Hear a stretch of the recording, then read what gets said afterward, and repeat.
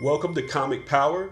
I am your host, Comic Killer 72. Welcome to Wicked Wednesday, where we discuss all the new comics that's coming out this week. Every Wednesday is like Christmas for us nerds because that's when the new comics come out. These are my recommendations for the best books to pick up on Wednesday. But here's some other information first. Wicked Wednesday is not the only program I do. Go to my homepage and click on Playlist, and you'll see many different programs broken down in category. The top list, casting confirmations, Hollywood rumors, character study, comics for sale, and much, much more. When you click on a category, it will play all the videos in that category back to back nonstop. So you can just click on something and let it go. I'm in this for the long haul, folks, and I won't quit until Comic Power is the #1 rated comic book show on YouTube. All right, let's get started. DC Comics is giving us Batman number 23, and they're jumping around a little bit in the continuity because this takes place after Bane's attack. The previous two issues, 21 and 22, were tied into the button with Watchmen. So that's bound to cause some confusion because comic books are weird. Batman comes out every 2 weeks. Just go ahead and get it. Don't even think about it. Because it's Batman. Next up is The Flash number 22, and this ties into the button as part 4 of that story arc, and that is a really cool cover that harkens back to the Golden Age Flash, when the character used to look like this. It was revealed by Batman writer Tom King that Jeff Johns himself was responsible for the button story arc. Jeff rose through the ranks as a writer, and he was promoted by the Warner Brothers brass to be the Kevin Feige of the DC film division. It makes me believe that he'll pull material directly from the comic and put it in the movies much faster than ever believed, and the stuff they're doing with Batman and the Flash in the comics is just incredible right now. And look at the variant for Flash 22 this week. That looks awesome. Next up is Harley Quinn number 20, and this is part 1 of a new story arc called Future Kill. The Amanda Connor covers are continuing, and she's writing it as well. The Frank Cho cover B variants also continue by popular demand. Harley's mistakes have forced her to hide out with the Joker in a low-rent hotel. Next up is Supergirl, going to trade paperback. This is volume 1 of Reign of the Cyborg Supermen. It collects Supergirl Rebirth number 1 and Supergirl issues number 1 through 6. Art like this proves that colorists are underrated in this game. Sometimes artists get too much credit and colorists don't get enough. The variations in color in the right places give this a 3D effect, and the way her eyes glow is just perfect. Next up, let's see what Marvel is up to, and that's going to be Generation X number 1. This is a group of teen mutants that need a leader, so Jubilee takes the job. Their powers are more weird than extraordinary. This team made their debut back in 1994, and now Marvel is trying to revive them. The question is, does anybody care? Probably not. It'll be canceled after 6 issues, I'm predicting. Next up is Deadpool versus the Punisher number 3 of a 5-part miniseries. These characters have conflicting interests, so it would go down like this. Marvel owns the Punisher, and Deadpool is owned by Fox, so unfortunately they'll never meet in a movie. And it would be so cool if they ever did, but it won't happen. Next up is Luke Cage number 1 in this reboot. He travels to New Orleans to attend the funeral of the man who turned him into the unbreakable hero. But while there, he runs into trouble with amped up gangs and shadowy figures. Of course, there will be variants because Marvel just can't help themselves and they always overdo it. But the main cover A is the one to have. The Luke Cage TV show was a B+ in my opinion, and it exposed the character to a wider audience. The character is historically important because he's the first black superhero with his own title. He was introduced in 1972, and he was heavily influenced by the blaxploitation movies of that era. Thankfully, they've dropped the tiara and the chains and redefined the character to look less comic booky and more real world. Next up is Secret Empire number 2 of a 9-part miniseries. Doctor Strange teams up with the Defenders to save innocent people. The Defenders consist of Daredevil, Jessica Jones, Iron Fist, and Luke Cage, who I was just talking about. There's a J. Scott Campbell variant for this, but his work only looks good when he's drawing sexy ladies. Next up is Star Wars number 31. This is part 2 of the Screaming Citadel storyline, and Luke Skywalker and Dr. Aphra have to face the Queen of the Citadel. Han Solo and Princess Leia also make appearances. Star Wars Screaming Citadel number 1 from the previous week looks like a strong key issue to have now because it may have some first appearances of characters you may see in the future in movies. The Star Wars comic appears to be happening after New Hope and before Empire. The action figure variant is mind-blowing good. I was getting tired of these things because they were using D-list characters. Now they're using an A-lister like Luke Skywalker in his Bespin uniform, and it looks phenomenal. Star Wars with Marvel is like Batman with DC. Every week that it comes out, you should grab it. Next up is our report on independent comics and small publishers.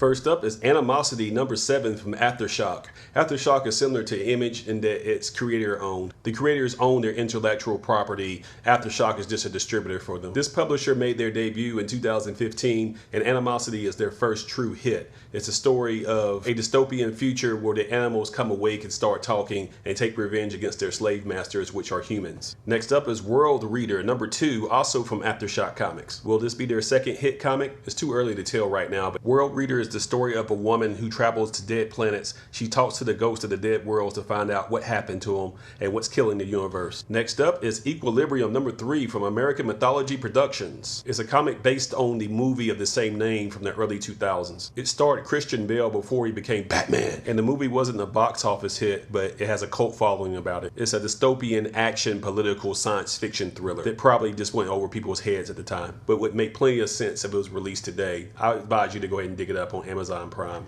Next up is Neil Gaiman's American Gods Shadows number 3 from Dark Horse Comics. This ties into the TV show on the Sci-Fi Network. Neil Gaiman is not only one of the best writers to ever live in comics, he's one of the best science fiction writers overall. Next up, and also from Dark Horse Comics, is Dead Inside, number 5 of a 5-part miniseries. It's a story of a female detective that investigates crimes committed inside county jails. Almost all of the cases are routine, but she stumbles across one that she just can't crack. As you can see in issue 5, a prison riot is about to break out. If that sounds good to you, be sure to pick up a trade when it comes out. Next up is Red Sonja, number 5 from Dynamite Entertainment. The writer Amy Chu and the artist Carlos Gomez are doing terrific work with this character. In this iteration, Red Sonja is transported to modern day New York City. They're continuing the cosplay variants as well, and they look incredible. I hope they keep doing them. Next up, and also from Dynamite Entertainment, is Sovereigns number 1. Dynamite currently has the license for these Gold Key comic characters such as Magnus, Solar, and Turok. So Sovereigns will be a mini-series that will tie them all together. All these characters were being published by Valiant back in the 90s. So if you're still interested in these characters, you can find them at Dynamite. Next up is Yokai Watch number 1 from IDW Comics. This property started out as a video game in Japan in 2013. So this comic may be the first taste of it the Americans get. I bet most of you never even heard of a Yokai Watch before. If this property catches on in the United States, then this could be a good number 1 issue to have as a long-term hold. Next up, let's see what Image Comics is up to, and you know it's going to be something good. First up is Curse Words number 5. This is the story of an evil wizard that shows up in New York who has the people fooled and they don't know he's evil. However, his ex shows up and she's a witch that's out to destroy him. It's a sci-fi action adventure story, but big doses of humor are thrown in, of course. Next up is Girl Scouts Magic Socks number 1. This is the product of Jim Mahfood, and he's known for this abstract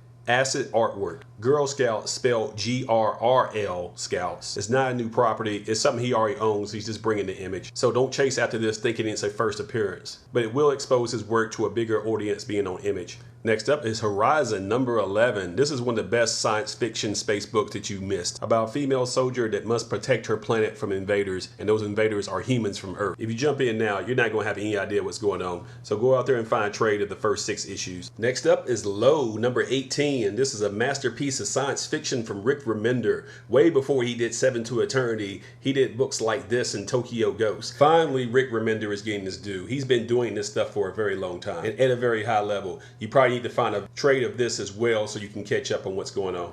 Next up is Rose number 2. This is a tale written by Meredith Finch. I love the art and how this looks. However, I found issue number 1 to be pretty predictable in its use of the Chosen One archetype, but apparently it did well enough to issue a second print of issue number 1, which will be a variant. Next up is The Spread number 21, and this is Justin Jordan's sci-fi disaster action fantasy. It's a story of a contagion with tentacles that devours everything in its wake. Our hero is a man named No, and the key to solving this may be a little baby named Hope, who has tears that kills the contagion. You're probably hearing a lot about Spawn lately, and that's because the character has turned 25 years old. Issue number 1 was first released in May of 1992. So Image is releasing a whole bunch of homage covers on its current titles in honor of that. And Image is re-releasing issue number 1, the director's cut, which has commentary by Todd McFarlane. There's also going to be other early days of Spawn bonuses in the back. If you don't like this cover, there's also a Clayton Crane variant shown here. And Crane may be the master of multimedia art. There desperately needs to be a Spawn rebooted movie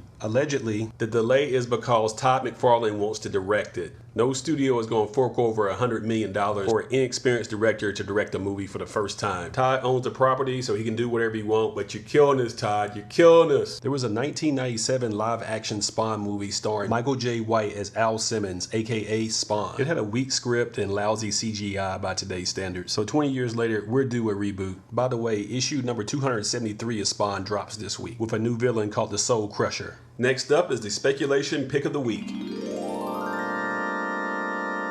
And that's going to be God Country number 5. This is the title that made Donnie Cates break out from being just another writer to being a superstar. It's a story of an old man with dementia who discovers an enchanted sword after a tornado hits West Texas. He's superpowered with that sword, his dementia goes away, and he does great deeds with it. However, that sword belongs to a god, and he showed up to try to reclaim it. Seriously, ain't that cover one of the most badass things you've seen this year? God Country lives up to the hype, and you should be getting every issue. Don't even think about it, just get it. That's it for Image, but we still got some more indies to talk about, including Kim Reaper number 2 from Oni Press. This is the story of a college girl who decides to get a part-time job as a Grim Reaper. It's one of those books that's made for adults like Norman or I Hate Fairyland. However, it's drawn very cartoony, so it might confuse some parents. Hey parents, this is not for your kids. Next up is Bubble Gun, Volume 2, number 1. It sounds like bubble gum, but it's bubble gun. This is Aspen Inc. It is the comic book company that was started by the late Michael Turner. Even though he has passed from cancer, his company has survived and is still putting out some very good books. They specialize in fantasy stories of women with big guns. Next up, over at Valiant, they're releasing Britannia, We Who Are About to Die, number 2 of a 4-part miniseries. Britannia takes place in the 60s AD in the Roman Empire. It's a mix of science fiction and real-life historical events that happened at the time. Written by Peter Milligan, and Valiant is not messing around. They're putting out nothing but quality stuff. Next up is Ninjak number 27, and he's the world's greatest spy. Imagine Batman meets James Bond, with some daredevil mysticism thrown in. And there you have it, a British spy named Ninjak. This too is written by Matt Kent, and that guy's a very busy guy. You get action, adventure, romance, espionage, all that good stuff here. You know the drill. Make sure you subscribe to this channel, give it a thumbs up, and share these videos on social media so others learn about comic power. That's about it for today. Thank you for watching Wicked Wednesday, where I review all the new comic books for a new comic day.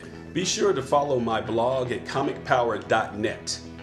On social media, follow me at facebook.com/comicpower.net and comicpower-universe.tumblr.com. And don't forget twitter.com/comicpowersub.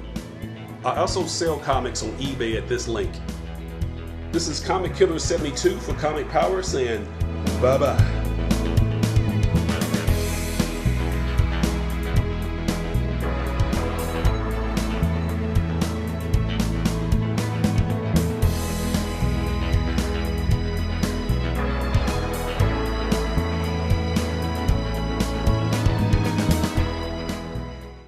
And don't forget to share this video, click on subscribe, give it a thumbs up, and tell everyone you know about this channel to help it grow. Thank you for your support.